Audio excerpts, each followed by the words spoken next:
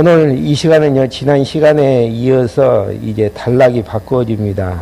지난 시간에는 이탈왕조의 과정과 결과에 대해서 이제 설명해 드렸고요. 왕조가 이제 이탈되어지는 결과, 북이스라엘하고 남유다하고 계속 부패하고 타락의 역사가 진행되어지는 것들을 확인할 수 있습니다.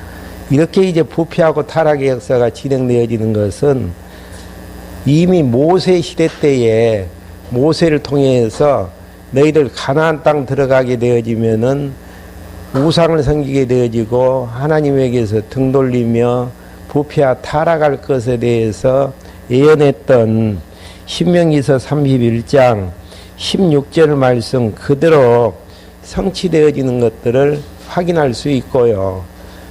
그러한 이제 부패와 타락이 진행되어지면서 출애굽기 20장 5절부터 6절까지 내용에서는요, 여호와를 미워하는 자에게는 3, 4대 벌을 내리고 아버지에서 아들까지 3, 4대 벌을 내리고 여호와를 사랑하고 계명을 지키는 자에게서는 수천 대의 은혜를 베푸실 것에 대해서 약속하신 바가 있습니다. 그래서 왕국이 이제 나눠지는 과정 속에서도 북이스라엘은 다윗 왕국을 벗어나지는 그런 이제 우를 범하였기 때문에 하나님께서 계속 3, 4대 만에 왕위가 이제 바뀌게 되어지는, 왕조가 바뀌게 되어지는 그런 역사를 일으키게 되어지고요. 다윗 왕조는 신기하게도 유다 지파 또 타락하지만은 하나님께서 계속 유다에게서 왕통이 이어져 나가는 이런 모습들입니다. 이렇게 이제 북왕조와 남왕조가 누가 열심히 죄를 짓나 경쟁하고 있는 이때에 가장 이제 북왕조의 최악의 왕인 아합왕이 등장을 하게 되어집니다. 그래서 이제 하나님께서는 아합왕 시대 때에 17장부터 열왕기하 18장 16절까지 선지자를 보내셔서 북왕조에 대한 교훈을 하게 되어지는 부분들입니다. 교훈에 대한 의미는 우리가 이제 자칫 잘못 생각을 하게 되어지면은 교훈했으니까 죄 짓지 말라고 사는 것이라고 정의를 할 수 있는 부분들이지만은 그것은 피상적인 이야기예요. 계속 엘리야와 엘리사를 보냈지만은 부패와 타락의 역사는 계속 진행이 되죠. 왜 그러죠? 모세를 통해서 신명기서 30장 16절 말씀이 성취가 되어져야 되잖아요. 그래서 부패와 타락의 역사가 계속 진행이 되어지고요. 진행이 되어짐에 있어서 북이스라엘은 3, 4대 만에 결국은 혈통이 바뀌어지면서 결국은 망하는 길로 가게 되어지고요. 남유다는 포로에 잡혀가는 걸로 해서 마지막이 장식이 되어집니다. 그러니까 우리가 이제 그 도덕적이고 윤리적인 관점에서 교훈을 보게 되어지면은 하나님께서 죄 짓지 말라라고 하고 죄 지으니까 멸망의 길로 가게 하시구나, 이렇게 이제 단순하게 정리를 할 수가 있지만은 선지자를 보내줬는데도 계속 부패와 타락의 역사가 진행이 되어지는 것은 모세로 약속하셨던 신명기서 31장의 내용이 계속 성취되어지는, 그래서 하나님이 살아계신 여호와 되심을 우리에게 알게 해서, 그러니까 계시의 목적이, 근본 목적은 있다라는 사실을 확인할 수 있도록 확인이 늘 이제 필요로 하는 부분들이죠. 그러면 이제 선지자 보낼 것에 대해서는 하나님께서 어떻게 그냥 아합왕이 나았으니까 선지자를 보내시나, 그건 아니에요. 이미 선지자 보낼 걸 신명기서 18장 18절에서 예언을 하신 바가 있습니다. 한번 찾아가지고 읽어주시렵니까? 신명기서 18장 18절.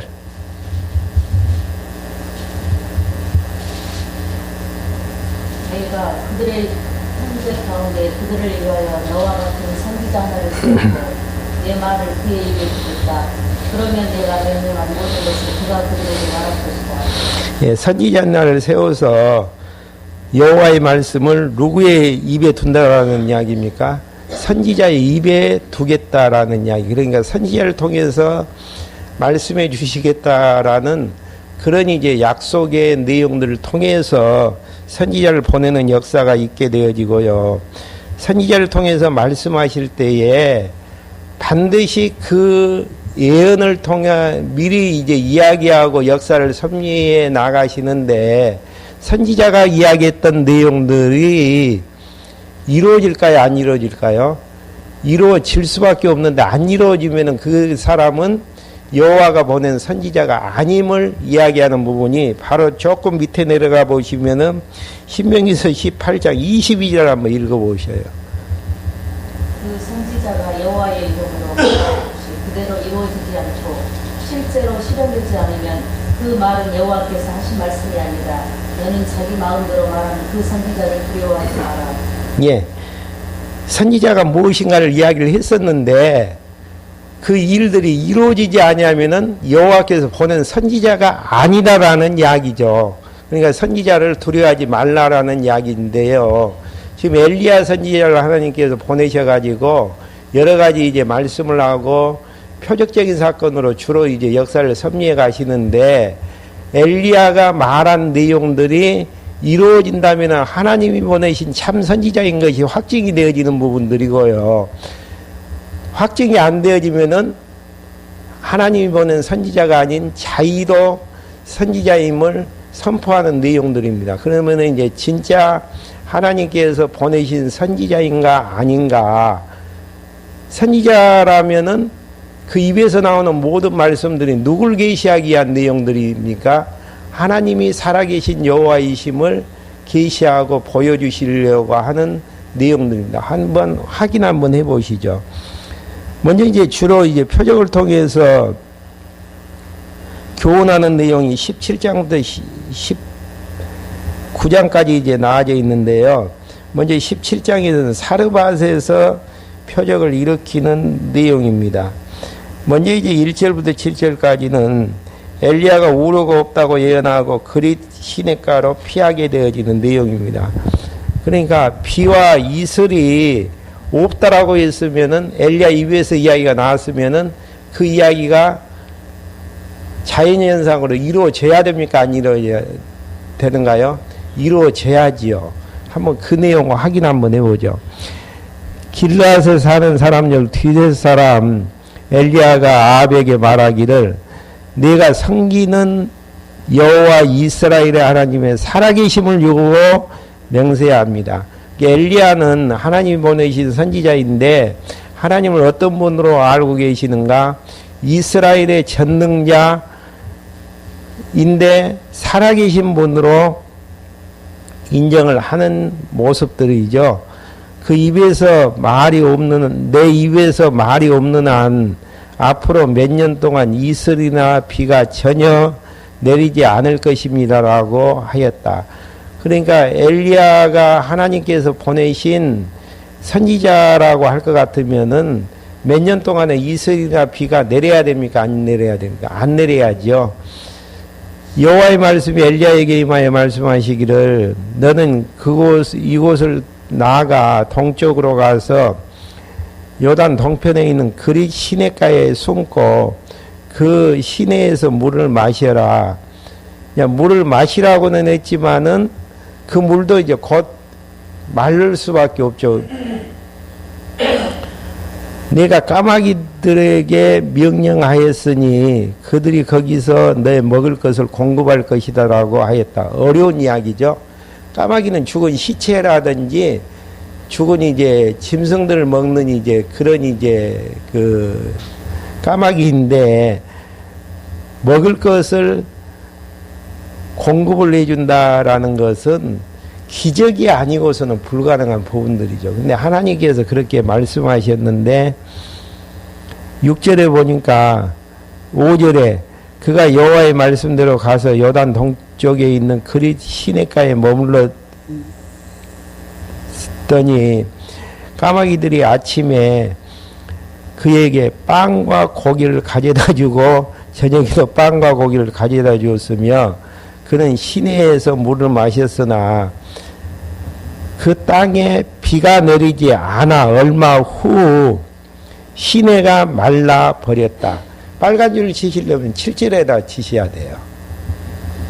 왜 빨간 줄을 거기다 치셔야 되냐면은 우로를 내리지 않게 해주시겠다라고 엘리야를 통해서 선포하신 하나님께서 그들을 이제 7절에서 성취하시는 내용들이고요. 그 안에 까마귀를 통해서 먹을 걸 주시겠다라고 약속하셨던 하나님께서 까마귀를 통해서 아침 저녁으로 빵과 고기를 가져다가 시내 물까지 먹게 하면서 이제 엘리야를 살리게 되어지는 이런 이제 하나님의 섭리. 그러면서 이제 8절부터 16절까지 엘리야가 사르밧 가브에게 접대를 받고서 표적을 행하는 내용이 나아집니다. 여호와의 말씀이 엘리야에게 임하여 말씀하시기를 너는 일어나 시돈에 속한 사르밧으로 가서 거기에 머물러라. 내가 거기서 한 가부에게 명령하여 내게 양식을 공급하도록 하라고 하셨다.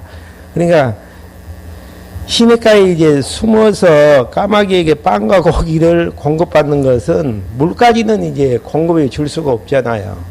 말라버렸기 때문에. 그래서 이제 어느 지역을 이야기하면서 가부에게 가서 양식을 공급해 줄 테니까 그렇게 하라는 이야기죠.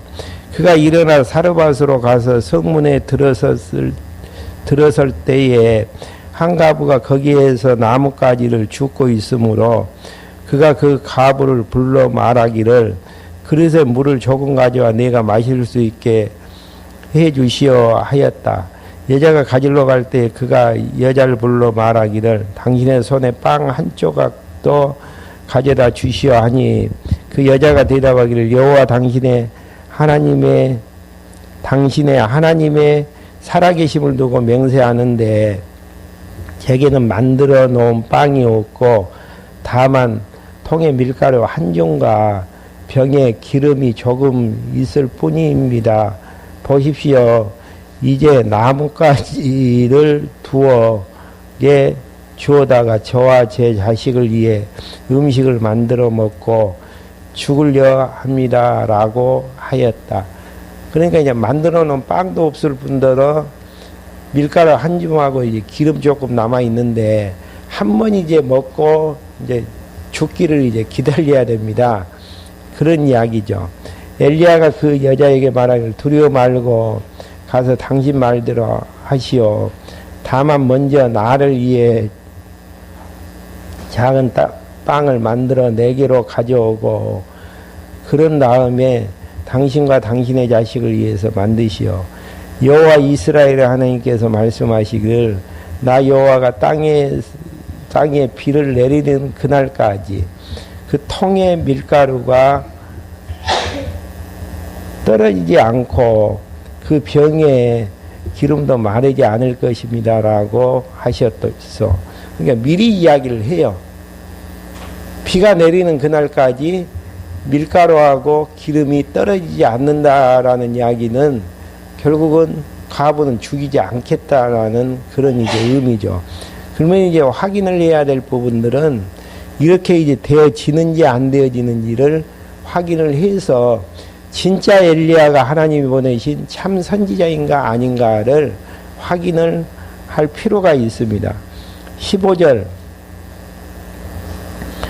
그 여자가 가서 엘리야의 말대로 하였더니 그 여자가 자기 가족들과 함께 여러 날 동안 먹었으나 그 통의 밀가루가 떨어지지 않고 그 병에 기름도 마르지 아니하였으니 여호와께서 엘리야를 통해 하신 말씀처럼 되었다. 교훈이라는 게 표적을 통해서 미리 이제 약속을 하고 약속대로 하나님께서 역사를 섭리하심으로 엘리야를 하나님께서 보내신 참 선지자임을 증거하시려는 섭리의 내용들이죠. 그 내용들이 이제 신명기서 18장 22절 말씀을 이제 성취하시는 이제 부분들입니다. 그러면서 17절부터 24절까지 이러한 부분들은요, 선지자를 대접했으니까 부귀와 빵을 엄청나게 이제 먹을 것을 받았다라는 그런 쪽보다는 결국 이러한 예언들은 장차 오실 그리스도에 대한 예언들인데요. 그리스도의 어떤 예언들이죠?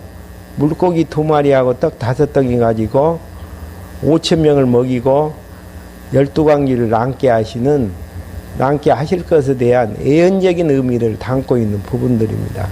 구약의 내용들을 바로 이제 우리에게 적용을 시켜버리면은 되어지지도 않을 뿐더러 결국은 그 자체가 우리에게 이제 저주가 될 수도 있지만은 그리스도에게 적용을 해서 그리스도를 통해서 이 내용들을 보게 되어지면은 하나님이 여호와 되심에 대한 계시로 이제 정확하게 떨어지는 부분들로 정리할 수가 있습니다. 17절부터 24절까지 엘리야가 추모에 죽은 아들을 살려주는 표적을 행하는 부분들이죠. 이런 부분들을 그리스도에게 적용시키면 어떻게 되어지죠?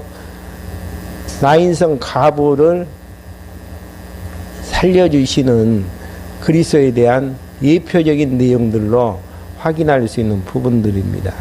그러니까 구약이 그리스도에 대한 예언이라고 했을 때에 그리스도를 예언을 어떻게 하게 되어지고 그 예언에 대한 내용들이 신약에서 어떻게 성취하는가를 통해서 구약에 약속된 그리스도가 예수님이시고 예수가 되심을 통해서 하나님의 여호와이심을 계시해 나가시는 이런 이제 섭리의 구조로 정리를 하면 될 것 같습니다.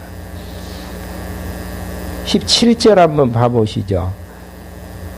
이들이 있은 후에 그 집 여주인의 아들이 병들었는데 병이 매우 심해 끝내 숨을 거두고 말았다. 그러자 그 여자가 엘리야에게 말하기를 하나님의 사람이시여 저와 당신이 무슨 상관이 있다고 당신이 제게 오셔서 저희 죄를 생각나게 하시고 제 아들을 죽게 하셨습니까? 하니 그러니까 죽은 아들을 둔 어머니 입장에서는 아들이 죽은 것을 무엇으로 생각을 하게 되어지냐면은 어머니의 죄 때문에 죽었다라고 생각을 해서 죄를 생각나게 하시려고 이제 이렇게 하십니까? 근데 실상은 지금 어떤 것입니까? 신명기서 18장 22절 말씀을 이루기 위한 참 선지자이심을 계시하시기 위해서 죽었는데 그걸 이제 알지를 못하죠. 그래서 그가 그 여자에게 말하기를 당신 아들을 내게 주십시오 하고 엘리야가 그 여자의 품에서 그를 받아 자기가 머물러 있는 다락방에 올라가서 그를 자기 침대 위에 눕혔다. 그리고 여호와께 부르짖으며 말하기를 여호와 내 하나님이시여 내 주께서 내게 머물고 있는 이 가부에게까지 재앙을 내려 그 여자의 아들을 죽게 하십니까?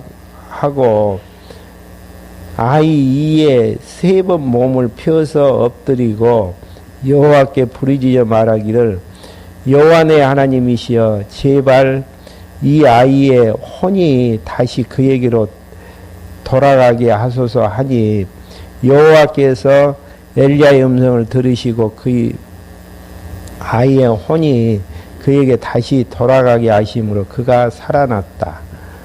엘리야가 아이를 안고 다락방에서 집 안으로 내려와 그 어머니에게 넘겨주며 말하기를 보시어 당신의 아들이 살아났어 하니 어떻게 고백하는가 한번 봐보죠. 이게 지금 죽게 해서 살게 하신 교훈의 이제 의미가 이제 23절에 이제 24절에 나와 있는데요.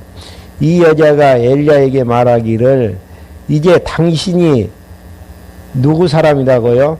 하나님의 사람이시며 당신의 입에 있는 여호와의 말씀이 진실되다는 것을 깨달았습니다 하였다. 신명기서 18장 18절 내용하고 똑같은 내용이죠. 그러니까 지금 여러 가지 표적을 행했던 의미 자체는 24절에 나와진 것처럼 엘리야가 하나님의 사람이며 하나님의 사람이기 때문에 엘리야의 입에서 나오는 모든 것들이 누구의 말씀이라는 이야기예요? 여호와의 말씀이라는 사실들을 깨닫게 되어지는, 그러니까 이게 의미라는 이야기입니다. 그러니까 일반적인 사람들은 곧 죽게 된 사람들 향해서 이렇게 3번 몸 위에 이제 올라가 가지고 막 통성기도 하시는 분들이 있거든요. 그렇게 하라고 지금 하는 이야기가 아니에요. 여자의 고백을 통해서 아들을 살게 하시는 여자의 고백을 통해서 하나님의 사람인 것이 분명하기 때문에 엘리야 당신의 입에서 나오는 여호와의 말씀이 진실되다는 것을 깨닫게 되어지는, 이것 한 가지 때문에, 그러니까 엘리야는 하나님이 보내신 참 선지자이고 참 선지자이기 때문에 엘리야 입에서 나오는 모든 말씀들이 그대로 이제 시행되어지는 내용을 통해서 참 선지자임을 확인케 하시는 내용들이 이제 담겨져 있는 부분들입니다. 그 다음에 또 한 가지 이제 표적은요, 아하방이 보는 상태에서 아하방에게 직접 이제 표적을 행하는 이제 내용들이 이제 나와지는 부분들이죠. 먼저 이제 18장 1, 2절부터 6절까지 엘리야가 비를 내리실 약속을 받고 아하방에게 이제 가는 내용들이 나와집니다. 많은 날이 지난 후에 곧 3년이 되던 해에 여호와의 말씀이 엘리야에게 임하여 말씀하시기를 너는 가서 아합을 만나라. 네가 땅 위에 비를 내리실 것이다 하심으로 엘리야가 아합을 만나러 가니 그때 사마리아의 기근이 심하였다. 3년 동안 비와 이제 이슬이 안 내렸으니까 오지겠겠습니까? 아합이 국내 대신 오바다를 불렀는데 오바다는 여호와를 크게 경외하는 사람이었다. 이세벨이 여호와의 선지자들을 멸할 때에 오바다가 100명의 선지자를 데려다가 한 굴에 각각 50명씩 숨겨주고 그들에게 빵과 물을 공급하였다. 아합이 오바다에게 말하기를 땅에 있는 모든 샘들과 모든 시내로 가보아라. 혹시 풀을 발견하면 우리가 말과 나귀를 살리고 가축을 더 이상 죽이지 않게 될 것이다 하니 그들이 두루 다녀 볼 땅을 나누어 아합이 홀로 한 길로 가고 오바다도 홀로 한 길로 갔다. 그러면서 이제 7절부터 15절까지는요, 엘리야가 국내 대신인 오바다를 통해서 아합왕을 만나려 하는 내용들입니다. 그러니까 누구에게 이제 연통을 이렇게 하냐면은 오바다를 통해서 연통을 이렇게 해서 이제 만나게 되어지는 이제 장면들이 나와지는데요. 7절, 8절 내용에서는 오바다를 만나 아합에게 자기의 거처를 알려줄 것을 부탁하는 내용이 7절부터 이제 8절까지 나와집니다. 오바다가 가는 도중에 엘리야가 그를 만나니 그가 엘리야를 알아보고 엎드려 말하기를 당신은 바로 내 주 엘리야가 아시십니까 하므로 엘리야가 그에게 대답하였다.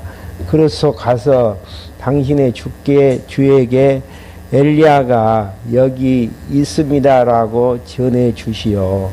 그러니까 엘리야를 아방이 막 찾으려고 막 여기저기 이제 막 사신들도 보내고 신무로꾼도 보냈었는데 결국은 이제 엘리야는 숨어버렸잖아요. 근데 이제 숨었던 엘리야를 아방에게 이제 표적을 보이기 위해서는 만나야 되잖아요. 그래서 이제 오바다를 통해서 이제 만나게 하시려는 섭리의 내용들입니다. 그래서 이제 9절부터 15절까지 오바다가 엘리야의 부탁을 받고 죽을까 두려워함으로 엘리야가 무사할 것을 약속하는 부분들입니다. 오바다가 엘리야가 오바다에게 부탁을 했는데 왜 이제 거절을 하냐면요. 숨어 다니는 것들을 3년 동안 아는데 만약에 아방에게 오바다가 가서 엘리야가 저기 있습니다라고 했는데 엘리야가 없어버리면은 누구만 죽게 되겠습니까? 오바다만 죽게 될 수밖에 없죠. 그래서 이제 거절을 하게 되어지니까 아니다. 분명히 이제 찾게 되어질 것이다. 15절 한번 봐보시죠. 엘리야가 말하기를 내가 섬기는 만군의 여호와의 살아계심을 두고 맹세하는데 오늘 그에게 나를 보일 것이다 하였다. 14절부터 한번 읽어보죠.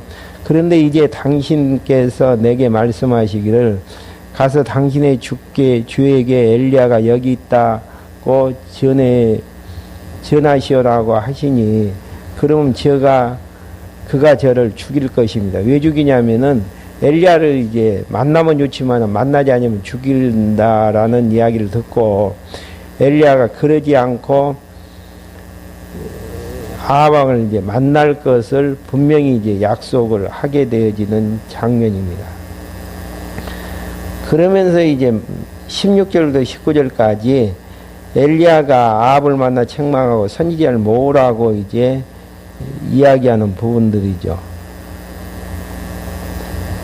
오바다가 가서 아합을 만나 그에게 보고하니 아합이 엘리야를 만나러 갔다. 아합이 엘리야를 보고 그에게 말하기를 네가 바로 이스라엘을 괴롭게 하는 자냐 하였다. 그가 대답하기를 이스라엘을 괴롭게 한 것은 제가 아니라 오히려 당신과 당신의 아버지 집입니다. 당신들이 여호와의 명령을 저버리고 또 당신이 바알들을 따르기 때문입니다. 그러니까 직접적으로 결국은 이제 3년 동안 비를 내리지 않는 이유 자체는 바알 신상을 섬겼기 때문에 그렇게 이제 되어졌음을 확인해 주는 대목들이죠. 그러면서 이제 20절부터 24절까지는 엘리야가 제사로 바알 선지자들과 대결을 약속하는 부분들입니다. 그러면 누가 이제 참 선지자인, 참 신인가, 그걸 이제 판가름 내기 위해서는 많은 사람들이 모이는 데에서 제단을 쌓고 어떻게 하겠습니까? 불이 내려오는 쪽이 참 신임을 확인케 하시려는 내용으로 이제 대결을 청하는 부분들이 20절부터 나아집니다. 24절까지 한번 봐보시죠. 아합이 모든 이스라엘들 가운데에 사람들 보내어 선지자들을 갈멜산으로 모았다. 19절 안 봤지? 20절, 21절. 엘리야가 모든 백성에게 나아가서 말하기를 너희는 이제 양쪽 사이에 머뭇걸 셈이냐. 만일 여호와께서 참 하나님이시면 그분 뒤를 따르고 만일 바알이 참 신이라면 그의 뒤를 따르라 하였다. 그가 백성이 그에게 한마디로 대답지 않자 엘리야가 백성에게 말하기를 여호와의 선지자는 나만 홀로 남았으니 바알 선지자들은 몇 명이죠? 450명이나 된다. 그러니까 여호와가 참신이면은 그쪽에 줄 서고 바알 신이 참 신이라고 할 것 같으면 바알의 신 선지자들 뒤에 이제 서라고 이야기를 했었는데 결국은 여호와 신이 참 신이라고 하는 자는 엘리야에는 없었어요. 그러면 결국은 몇 대 몇이죠? 450대 1명의 이제 싸움이 되어지는 것이죠.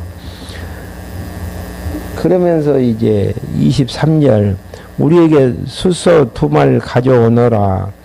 그리고 바알 선지자들이 숫소 1마리를 택하여 조각을 내어 장작 위에 올려놓되 불을 지피지 마라. 나도 숫소 1마리를 잡아 장작 위에 놓되 불은 지피지 않겠다. 예, 제단을 놓고 장작 위에다가 이제 송아지 1마리씩을 얹어 놓죠. 그리고 너희 바알 선지자들은 너희 신의 이름을 불러라. 나는 여호와의 이름을 부를 것이다. 이에 불로 응답하는 신 그가 참 하나님이시다 하니 모든 백성들이 대답하여 말하기를 그 말씀이 좋습니다라고 하였다. 그러니까 참 이제 모든 사람들이 보는 입장에서 누가 살아있는 참 신이냐, 참 신이라면 살아있어서 불을 내릴 거 아니에요. 그런 이제 대결을 청하는 이제 장면이죠. 그래서 이제 25절부터 29절까지 바알 선지자들이 쌓은 제단에는 아무도 응답자가 없음을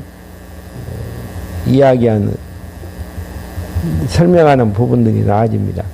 엘리야가 바알 선지자들에게 말하기를 너희는 수가 많으니 먼저 숫소 1마리를 택하여 잡고 너희 신의 이름을 불러라. 그러나 불은 지피지 마라 하니 그들이 가져온 숫소 1마리를 취하여 잡고 바알의 이름을 아침부터 정오까지 외쳐 부르기를 바알이시여 우리에게 응답하십시오 하였으나 어떤 음성도 없었고 어떤 응답도 없으므로 그가 만들어 놓은 제단 주위를 돌며 춤을 추었다. 정오가 되자 엘리야가 그들을 조롱하며 말하기를 큰 소리로 불러라. 그가 신이 아니냐. 그가 생각에 빠졌는지 떠나갔는지 여행 중에 있을는지 모르지 않느냐. 혹시 그가 잠들었으면 깨어야 되지 않겠느냐. 아니, 그러니까 막 조롱하면서 계속 부를 것을 이제 이야기를 하죠.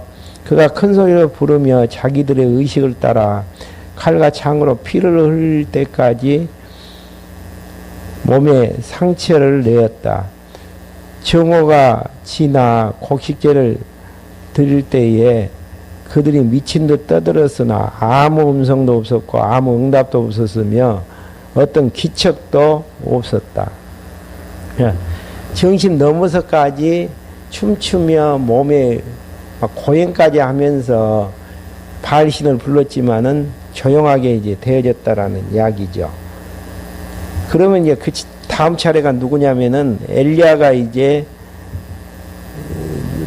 여호와 신을 이제 부르짖는 이제 그런 시간이 됐는데요. 30절부터 40절까지 엘리야가 쌓은 단어로 불로 응답이 되어 승리를 거두는 장면입니다.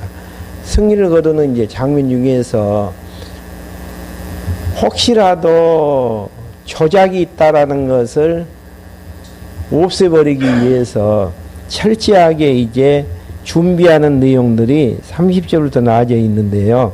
엘리야가 모든 백성에게 내게 가까이 오너라고 말하였다.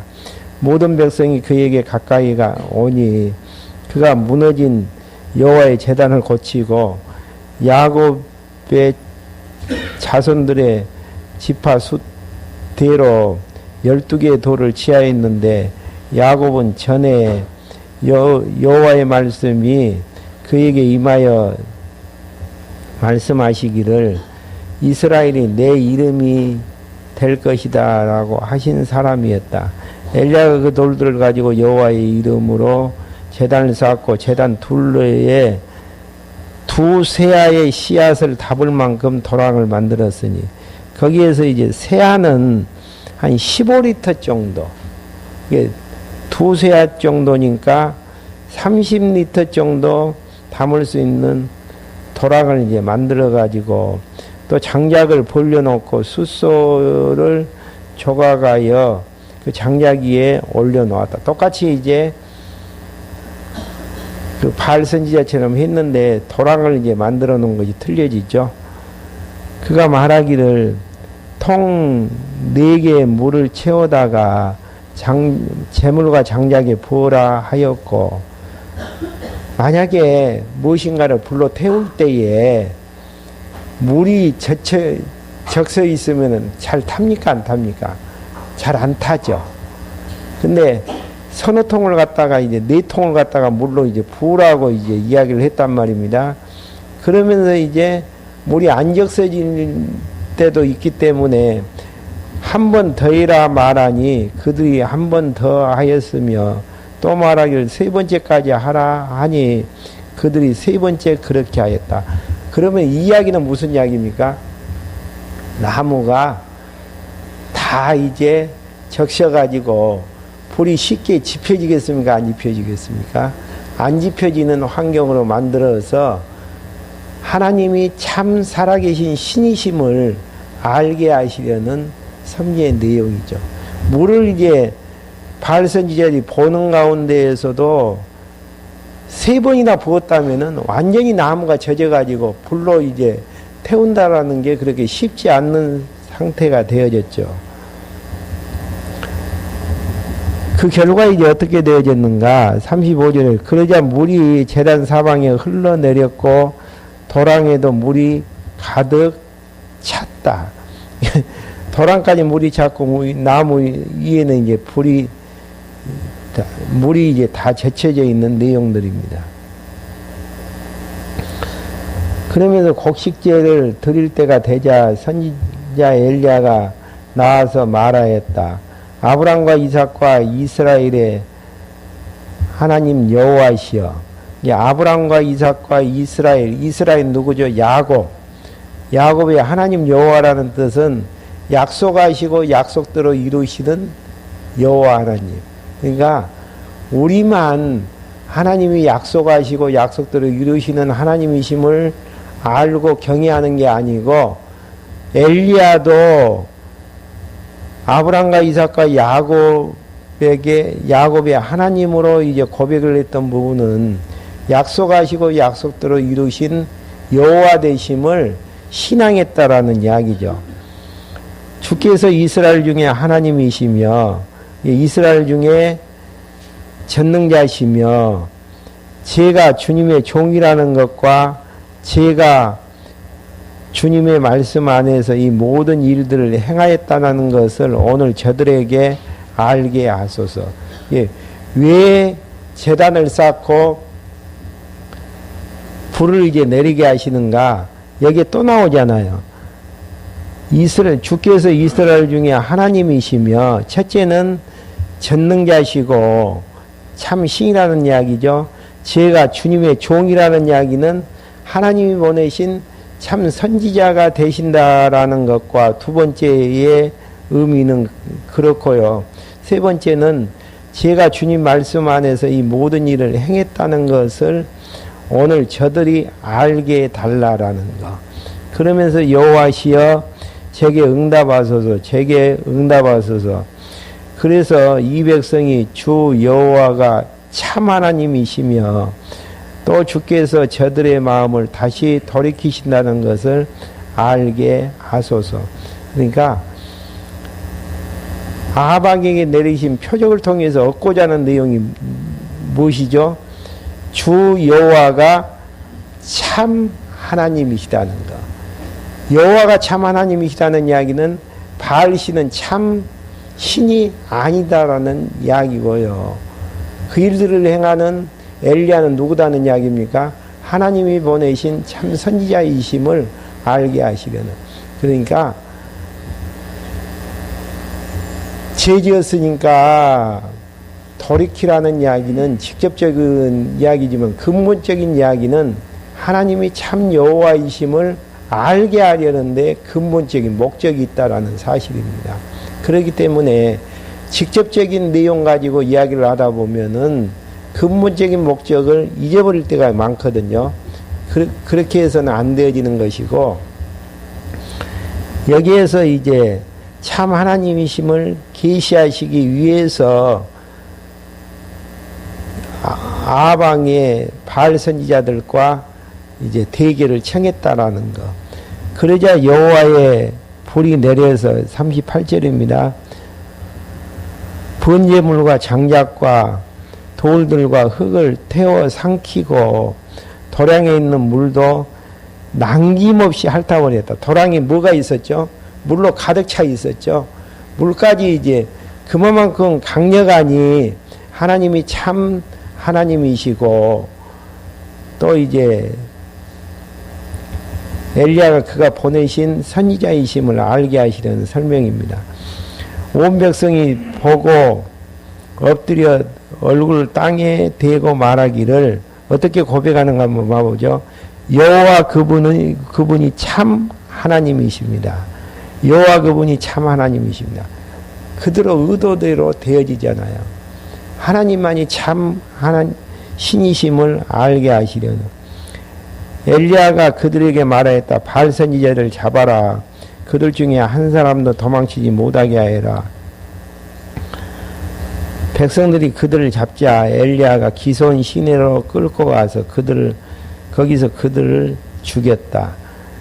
엘리야가 아합에게 말하기를 올라가서 먹고 마시십시오. 큰 소리가 들립니다. 하니 아합이 먹고 마시기 위해서 올라갔으나 엘리야가 갈멜산 꼭대기에 올라가 땅에 몸을 굽히고 자기 얼굴을 무릎 사이에 묻고 자기 사내에게 말했다. 자 올라가 바다 쪽을 살펴보아라. 그가 올라가 살펴보고 아무것도 없습니다라고 말하였다. 엘리야가 말하기를 7번까지 다시 가라 하니 7번째 되었을 때에 산이 말하기를 보십시오. 사람 손바닥만한 작은 구름이 바다에서 떠오르고 있습니다. 하니 엘리야가 말하였다. 너는 올라가 아합 왕에게 말하기를 비에 막히지 않도록 병거를 갖추고 내려가십시오라고 전해라. 3년 동안 비 오지 않았던 하늘에서 이제 먹구름이 몰려드니까 아합 왕에게 대한 배려지죠. 비가 오면 막히니까 병거를 갖추고 이제 내려가라는. 잠시 후 하늘이 구름과 바람으로 어두워지고 많은 비가 내리기 시작하니 아합이 병거를 타고 이스라엘로 가는데 여호와의 능력이 엘리야에게 임함으로 그가 허리를 동에 메고 이스라엘에 들어갈 때까지 아합 왕을 앞질러 달려갔다. 그러니까 지금 아합 왕에게 내렸던 표적대로 비가 오게 되어지고 하늘에서 불이 내려서 여호와가 참 신이심을 알게 하시려는 섭리의 내용. 왜 이제 이런 일들이 일어나지는가? 모세가 약속했던 약속의 내용대로 신명기서 18장 18절 내용과 22절 내용처럼 선지자 보내주시겠다고 약속하신 대로 보내주셔서 하나님은 여호와가 되어주시는 것이고 선지자를 보내줬다는 증표가 선지자 입에서 나오는 모든 이야기가 그대로 이루어져야만이 참선지자, 하나님 보내신 참선지자임을 알게 해 주신다라고 예언을 했는데 엘리야가 참선지자 되심을 알게 해 주시는. 그러니까 모세의 언약대로 이루어지잖아요. 그러니까 회개를 강구하는 내용으로 보여지지만은 하나님이 여호와이심을 근본적인 목적은 하나님이 여호와 되심을 알게 하시려는데 목적이 있어서 모세의 언약대로 선지자 보내시고 그 입에서 나오는 모든 말씀들이 그대로 이루어진 것들을 통해서 하나님이 여호와 되심을 계시하는 한 장면들을 확인을 해봤습니다. 그러면 다음 시간에는 19장 엘리야가 이제 피신하는 내용이에요. 엘리야가 좀 당당했으면 좋겠잖아요. 근데 피신을 한단 말이에요. 왜 피신을 했을까? 한번 다음 시간에 확인 한번 해보시죠. 이러한 이제 내용들은 결론만 이야기를 한다면은 그리스도에 대한 예언으로 이제 봤을 때에 그리스도도 당당한 모습으로 보일 때도 있지만은 피신하는 내용들이 많이 있죠. 거기에 따르는 참 내용의 이제 예언이라고 생각을 하시면 되어집니다. 기도하고 말씀 마치겠습니다. 하나님 아버지, 저희들에게 모세의 약속대로 엘리야 시대 때 그대로 이루어 주심으로 하나님의 여호와 되심을 알게 해 주심을 감사함을 드립니다. 역사를 평가할 때에 하나님의 여호와 되심을 아는 그 잣대에 의해서 역사를 평가하게 되어지므로 모든 역사에 되어지는 일들을 통해서 하나님은 살아계시고 5대 속성을 가지고 계신 분이심을 알게 해주셔서 하나님을 여호와로 바로 알고 경외해 나갈 때 부족함이 없도록 저희들 인도해 주시옵소서. 예수 그리스도의 이름으로 기도했습니다. 아멘.